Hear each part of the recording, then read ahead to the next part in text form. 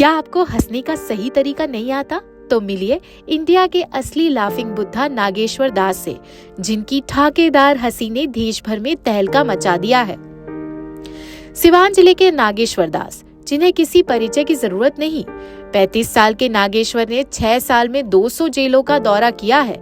हाँ, सही सुना आपने, 200 जेलें। और क्या किया? कैदियों की जिंदगी में हंसी का तड़का लगाया।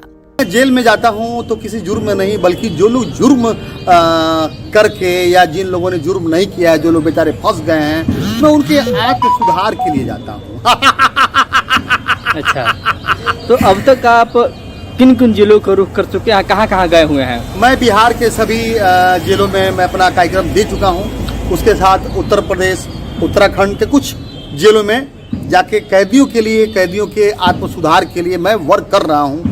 मेरा मिशन है स्वस्थ भारत, मस्त भारत। तो आप नागेश्वर दास अपनी हंसी की कला से कैदियों के दिलों पर राज करते हैं।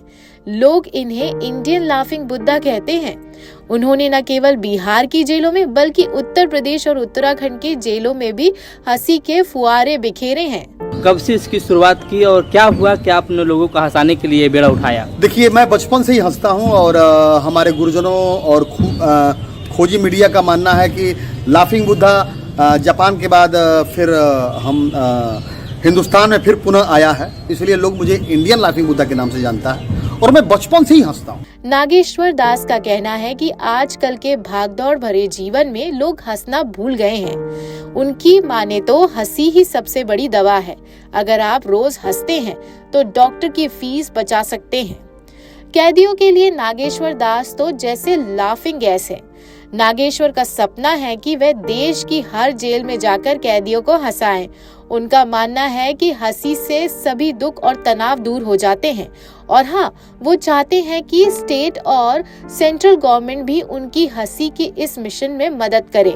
पहले आप कब जेल में अब गए हुए थे हंसाने के लिए? जेल में तो सन 2018 में पहली बार मेरा एंट्री हुआ था। गोपालगंज जेल में हमारा कार्यक्रम जो है कैदी और जेल प्रशासन के लिए बहुत जरूरी है, क्योंकि वो लोग टेंशन में रहता है जी। फिर वहाँ से सिलसिला शुरू हुआ और लगातार आज चल रहा है।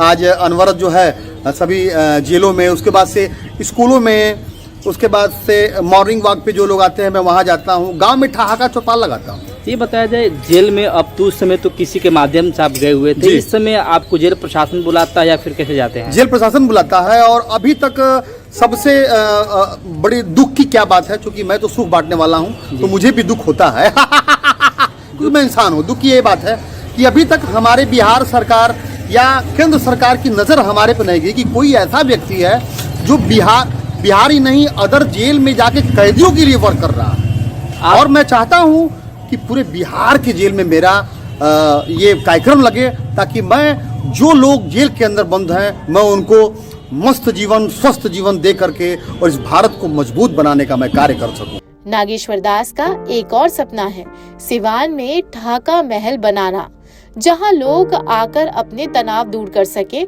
और ये महल किसी राजा का नहीं, बल्कि हंसी का राजा नागेश्वर का होगा। जेल एक ऐसा जोन है जहां लोग तनाव और टेंशन से भरा हुआ है, और तनाव और टेंशन का जो सबसे बड़ा जो दवा है वो है ठहाका।